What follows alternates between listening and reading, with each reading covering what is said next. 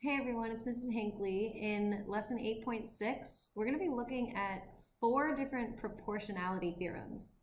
So the first theorem is called the triangle proportionality theorem, stating if a line is parallel to one side of a triangle and intersects the other two sides, then it must divide those two sides proportionally. So in this example, I apologize, it's a little bit cut off. That should be triangle QRS. So that point should be point R on the end. So suppose I draw a parallel line TU to QS in this triangle.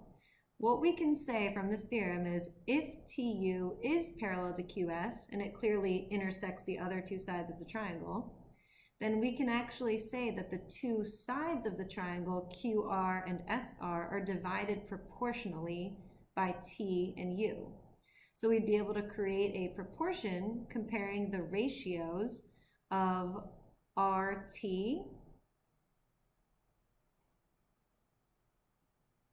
to TQ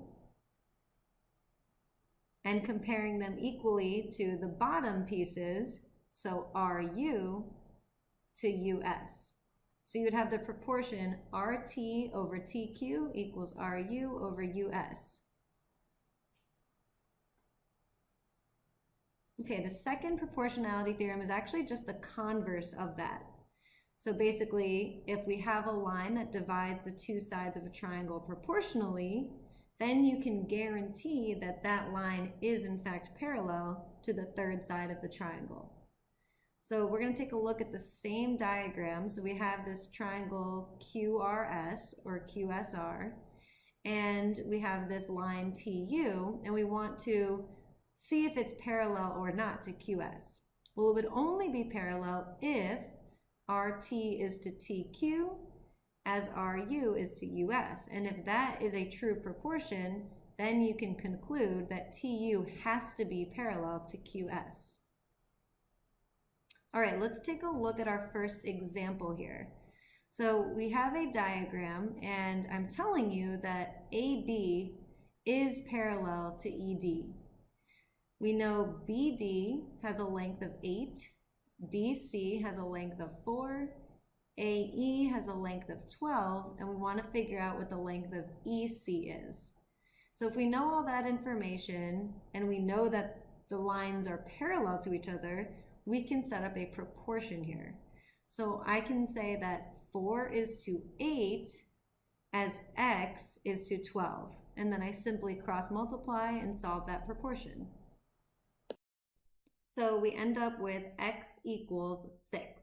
So the length of EC is 6, just by setting up a proportion since those two lines were parallel. Okay, let's take a look at another example. And in this example, we want to actually determine whether two lines are parallel or not. So in order to determine if MN is parallel to GH in this diagram, we need to check if the two sides of the triangle there are proportional. So we need to check if GM is to ML as HN is to NL.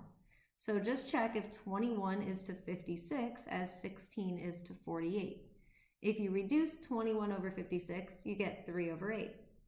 If you reduce 16 over 48, however, you end up getting 1 over 3.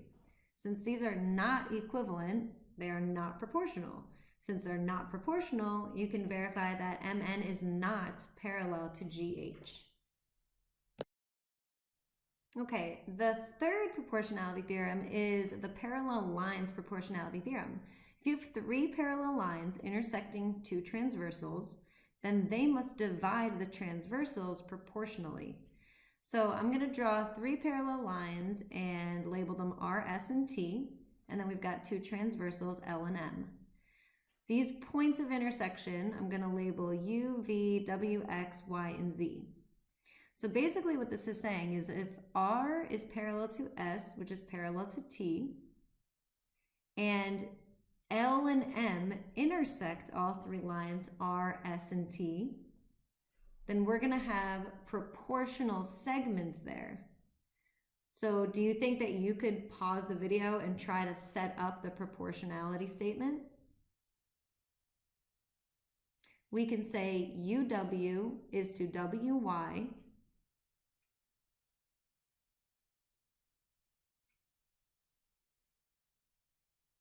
as VX is to XZ. Keep in mind, you can also use just the different properties of proportions to write that proportion differently. You could say UW is to VX as WY is to XZ, and that would be the same proportion. All right, so let's move on to the fourth and final proportionality theorem, and we'll just do a couple more examples in this lesson. So the angle bisector proportionality theorem says if you basically have a bisected angle in a triangle, then that bisector divides the opposite side into segments that are proportional to the segments on the sides of the triangle. So take a look at this diagram.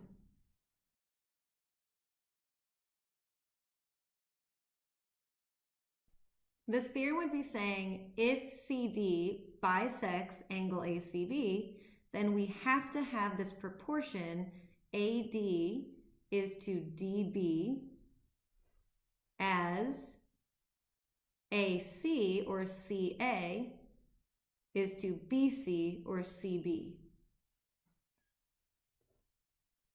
All right, let's look at a third example. So in this diagram, we've got angle 1 congruent to angle 2, which is congruent to angle 3, meaning those three lines that I drew have to be parallel because all of those angles are corresponding angles. So if we know that angle 1, 2, and 3 are congruent, we know that these three lines are parallel, and they're all being intersected by these two transversals in the picture. So if we know the pieces of these segments and their lengths, PQ is 9, QR is 15, and ST is 11, we should be able to find the length of TU just by setting up a proportion. So using that parallel line proportionality theorem, we know that our proportion can be written as 9 is to 15, as 11 is to X. You could also write the proportion as 9 is to 11, as 15 is to X, and you'll end up getting the same answer. So when you cross multiply, you end up getting X is equal to 55 over 3, which is 18 and a third. So the length of TU is 18 and 1/3.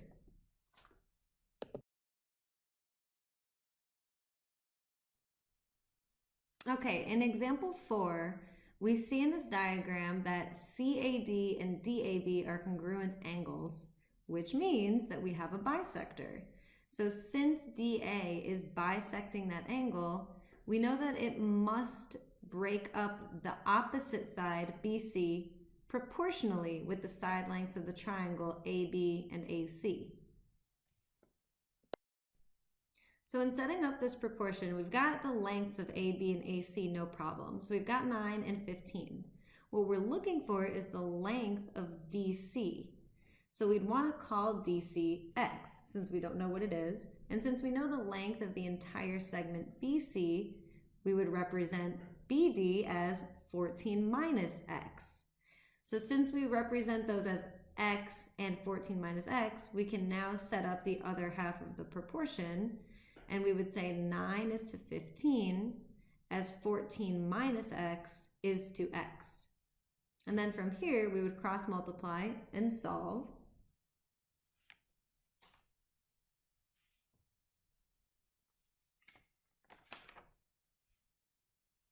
And you end up getting X equals 8.75.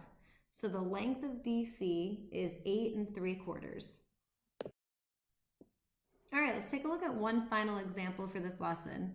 So in the diagram, KL is parallel to MN, and we want to find the values of the variables, and we have two variables here, X and Y. So first, let's solve for X. We can set up a proportion using the parallel line proportionality theorem and say 9 is to 13.5 as JL, which you would represent as 37.5 minus X, is to X. So with that proportion, we'd have to cross multiply And don't forget, when you're multiplying 13.5 by the whole quantity, 37.5 minus x, you have to distribute. And we would end up getting x is equal to 22.5 or 22.5. Now, in order to solve for y, you have to also notice that you can conclude that the small triangle JKL is similar to the large triangle JMN. And this is true by angle-angle. So if you recognize them as similar triangles, then you can easily set up a proportion to solve for y. So we would say that 9 is to that whole side JM, so 13.5 plus 9, which is 22.5, is to 7.5 over y. So 9 is to 22.5 as 7.5 is to y.